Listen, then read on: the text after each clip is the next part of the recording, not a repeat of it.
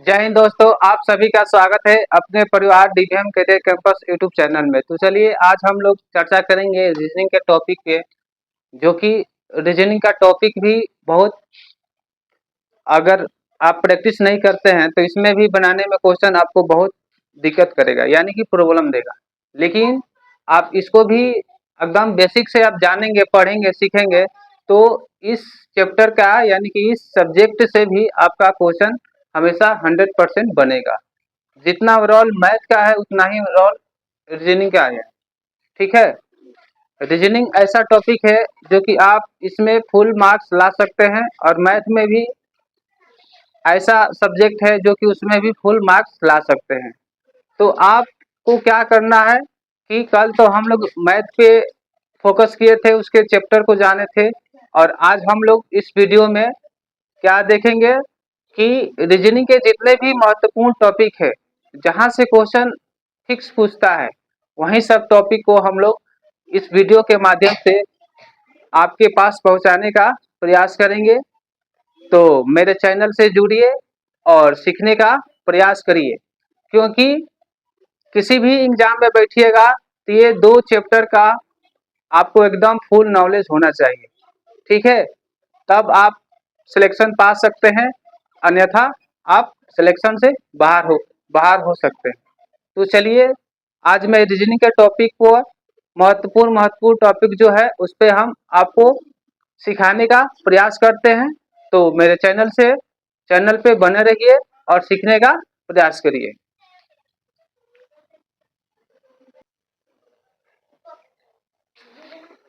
चलो देखिए, ये है जो कि हम लोग रीजनिंग का आज इस वीडियो में चर्चा कर रहे हैं, जिसमें ये रीजनिंग है और ये चैप्टर है, ये 12-13 चैप्टर है, जो कि आप इन 13 चैप्टर को आप बढ़िया से कवर कर लेंगे तो आपका रीजनिंग में कोई भी सवाल छूट नहीं पाएगा।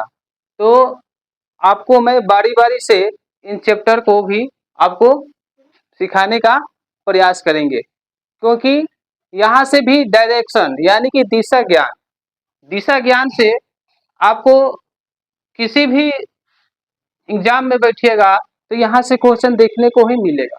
ठीक है। और कोडिंग डिकोडिंग, जो कि यहाँ से तो 3-4 क्वेश्चन मिलता है आपको। ये फेमस है, तो ये चैप्टर ये जो कि फेमस है, यहाँ से हमेशा आपको 3-4 क्वेश्चन इस टॉपिक से आपको मिलता है देखने के लिए। और सीरीज से भी क्या मिलता है, क्वेश्चन देखने को आपको मिलता है। यानी कि जितने भी चैप्टर हम लिखे हैं ना, समझो कि ये एकदम महत्वपूर्ण चैप्टर है। इन कोई भी एग्जाम देने जाइए और इन चैप्टर को कवर करके जाइएगा तो आप रीजनिंग में फुल नंबर ला सकते हैं। तो इसी के आधार पे, यानी कि मैं आज आप लोगों को रीजनिंग के टॉपिक पे यानी कि चैप्टर वाइज आपको पढ़ाएंगे और सिखाने का प्रयास करेंगे। तो मेरे चैनल से जुड़िए और एक एक चैप्टर का कर आप पढ़ने का प्रयास करिए। तो मैं आज एक चैप्टर पे खाली थोड़ा सा दिखाऊंगा कि कैसे उसको, यानी कि बेसिक से और शॉर्ट ट्रिक में भी क्वेश्चन हम लोग सीखेंगे। इसका भी शॉर्ट ट्रिक बहुत अच्छा है, क्योंकि जब एग्जाम में बैठते हैं तो वहाँ पे ज़्यादा लंबा नहीं बनाया जाता है, वहाँ पे शॉर्ट ट्रिक में ही आपको बनाने का प्रयास किया जाता है। ठीक है। तो आज मैं आपको चैप्टर तो बता दिए, लेकिन आज एक चैप्टर का हम आपको थोड़ा सा रिव्यू देंगे, और उसके बाद से अगले वीडियो में एक चैप्टर से आपको पूरा डिस्कस मिलेगा सीखने के लिए, और बेसिक से और शॉर्ट ट्रिक में भी आपको देखने को मिलेगा। तो चलिए मैं एक चैप्टर को आपको थोड़ा सा ओवरऑल आपको दिखाता हूँ, समझाता हूँ और समझाने का प्रयास करता हूँ।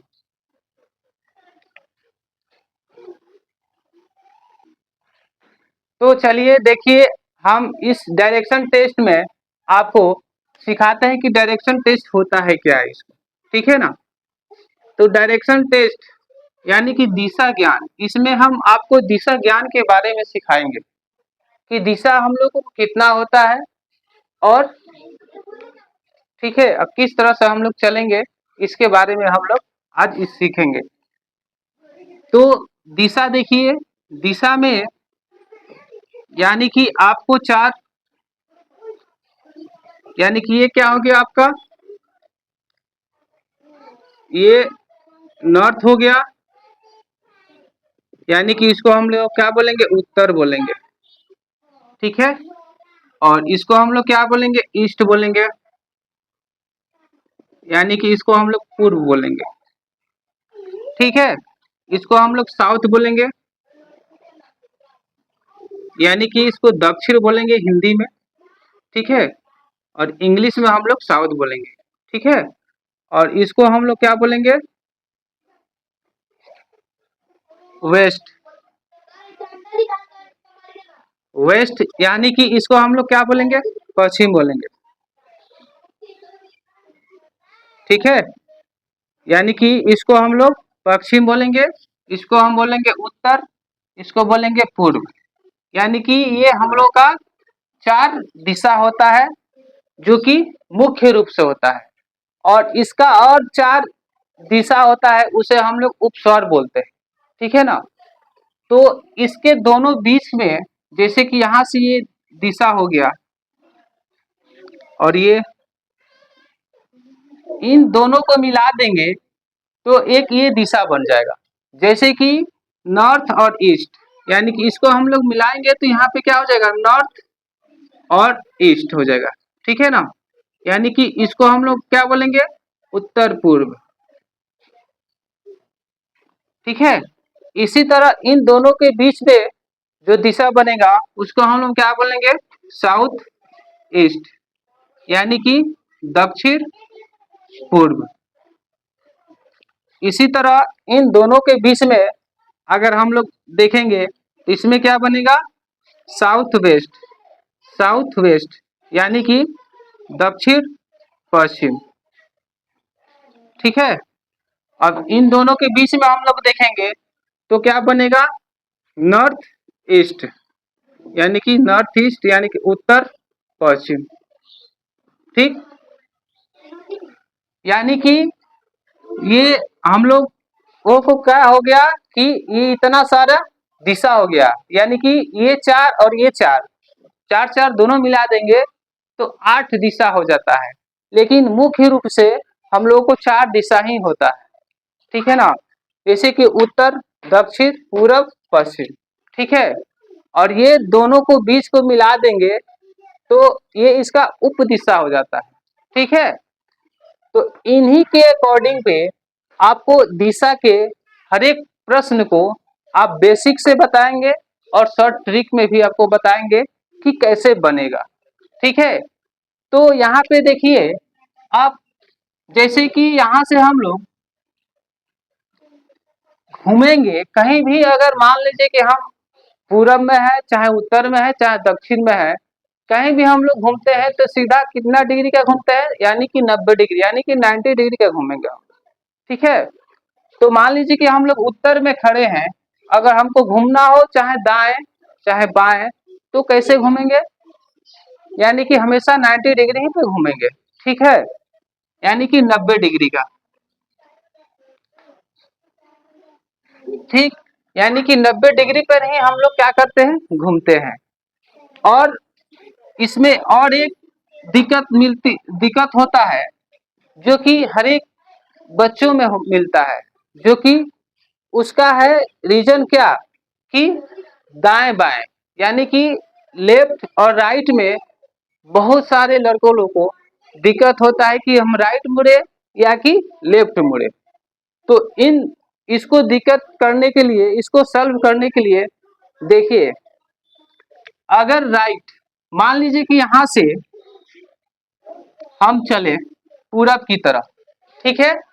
जब हम पूरब की तरह चलते हैं तो अगर ऐसे हम लोग घूम जाएंगे, यानी कि राइट ठीक है।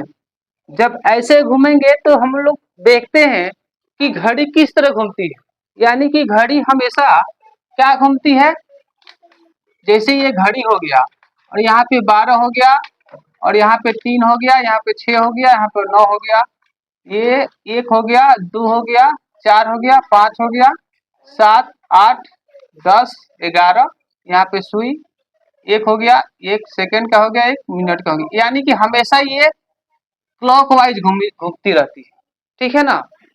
यानी कि हमेशा सुई जो होता है वो दाएं की तरह घूमती है, यानी कि क्लॉकवाइज घूमती है।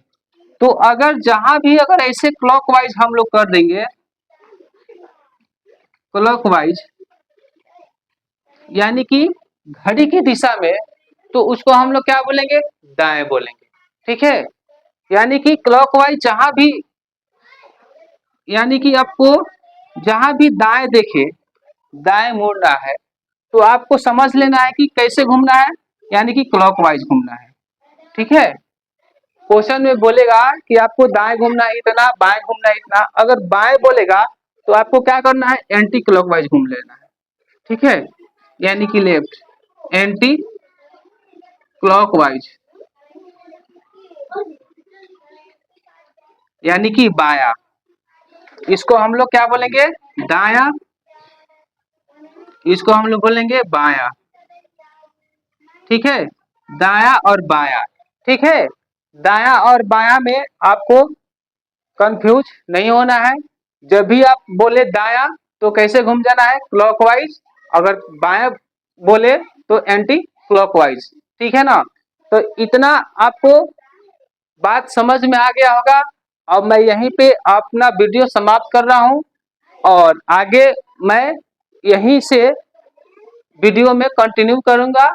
अगर मेरा पढ़ाया हुआ आपको कुछ भी समझ में आ रहा है तो मेरे चैनल को सब्सक्राइब करिए और लाइक करिए और अपने दोस्तों में शेयर करिए। जय हिंद, जय भारत।